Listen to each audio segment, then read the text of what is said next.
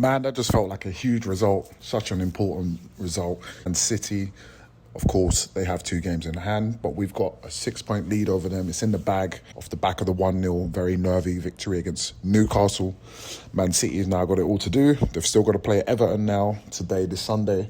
And then they've got to win their subsequent game as well in order to claw back that 6-point gap, as I mentioned.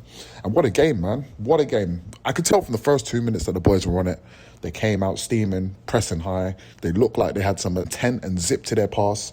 Arteta made some very, very interesting changes. Calafiori, who's been missing for best part of a month or 3 weeks, came straight back in on the left-hand side at left-back, working up and down that left side, of course, operating in them central positions as well. And he actually hit the crossbar late into the second half. He also scored a goal that ended up being disallowed.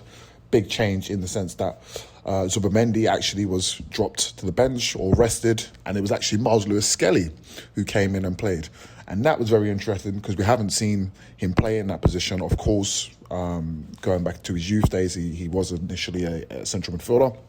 But I thought if it was to work, and it was a risk, but if it was to work, it will open up the game, because the fact that he's just left-footed, if we're just keeping it simple, opens up a dynamic in that midfield that we haven't had, where he may be able to actually punch the ball between the lines and actually create more opportunities.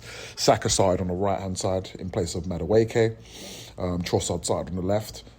And it just worked. Eze was in there. It just, on paper, the lineup just looked like it had a lot of attacking intent. Saka looked incredibly dangerous, and he created a great chance for Victor Gyökeres, which he ended up burying.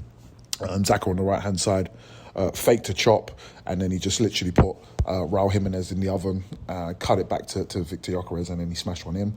Gyökeres looked sharp. I think as a 45, that was probably his best 45 after Saka actually scored, and Gyökeres got an assist. I believe that's his first or maybe second assist of the season. But if this game was anything to go off, it's looking like we're progressing in the right direction. I've been very critical of him and his overall maybe ability as a footballer. But in these 2 games, Atletico and then here, very, very encouraging signs. So yeah, Eze's played it into him, and then he's kind of twisted and turned, and he's not running on his left foot into Saka, and that kind of trademark sharp Saka finish into the bottom right-hand corner got us to 2. Then, yeah, Gyökeres then, later in the second half, after some great work from Trossard, was able to head the ball at the back post to get the 3rd. He could have had a hat-trick. He should have had a hat-trick with the opportunity on his left foot. They're all big ones now, but Atletico now on Tuesday. But yeah, very encouraging signs from Saka, from Gyökeres, and from the Arsenal boys. Let's go.